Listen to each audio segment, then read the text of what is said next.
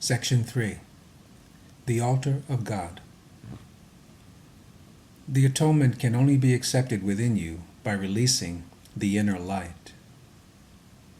Since the separation, defenses have been used almost entirely to defend against the atonement, and thus maintain the separation. This is generally seen as a need to protect the body. The many body fantasies in which the mind engages arise from the distorted belief that the body can be used as a means for attaining atonement. Perceiving the body as a temple is only the first step in correcting this distortion, because it alters only part of it. It does not recognize that atonement in physical terms is impossible. The next step, however, is to realize that a temple is not a structure at all. Its true holiness lies at the inner altar around which the structure is built.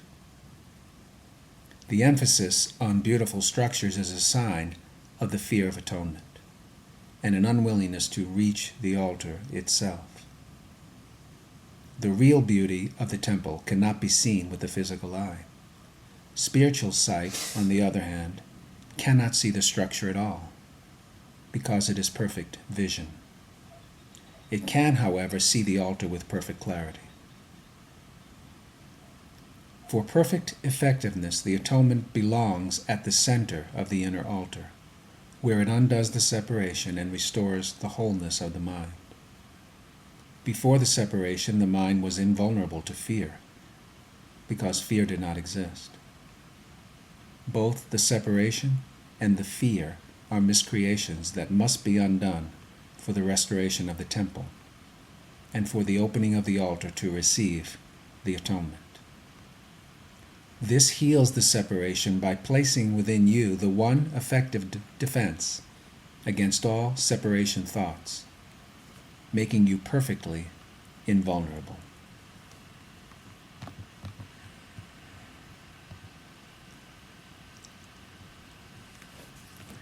The acceptance of the atonement by everyone is only a matter of time. This may appear to contradict free will because of the inevitability of the final decision, but this is not so. You can temporize, and you are capable of enormous procrastination, but you cannot depart entirely from your Creator, who set the limits on your ability to miscreate. An imprisoned will engenders a situation which, in the extreme, becomes altogether intolerable. Tolerance for pain may be high, but it is not without limit. Eventually, everyone begins to recognize, however dimly, that there must be a better way.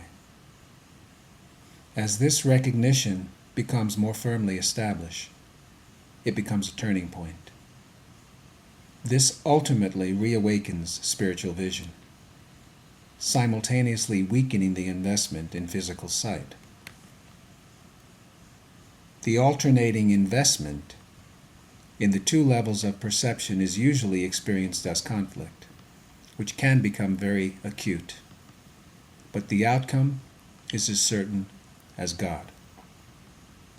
Spiritual vision literally cannot see error, and merely looks for atonement. All solutions the physical eye seeks dissolve.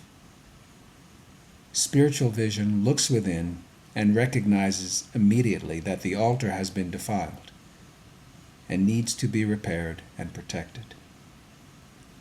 Perfectly aware of the right defense, it passes over all others, looking past error to truth. Because of the strength of its vision, it brings the mind into its service. This reestablishes the power of the mind and makes it increasingly unable to tolerate delay, realizing that it only adds unnecessary pain. As a result, the mind becomes increasingly sensitive to what it once would have regarded as very minor intrusions of discomfort. The children of God are entitled to the perfect comfort that comes from perfect trust. Until they achieve this, they waste themselves and their true creative powers on useless attempts to make themselves more comfortable by inappropriate means. But the real means are already provided and do not involve any effort at all on their part. The atonement is the only gift that is worthy of being offered at the altar of God, because of the value of the altar itself. It was created perfect, and is entirely worthy of receiving perfection. God and His creations are completely dependent on each other. He depends on them because He created them perfect.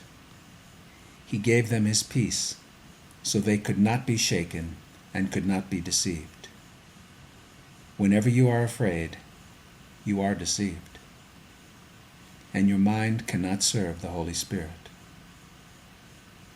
This starves you by denying you your daily bread. God is lonely without His sons, and they are lonely without Him. They must learn to look upon the world as a means of healing the separation. The atonement is the guarantee that they will ultimately succeed.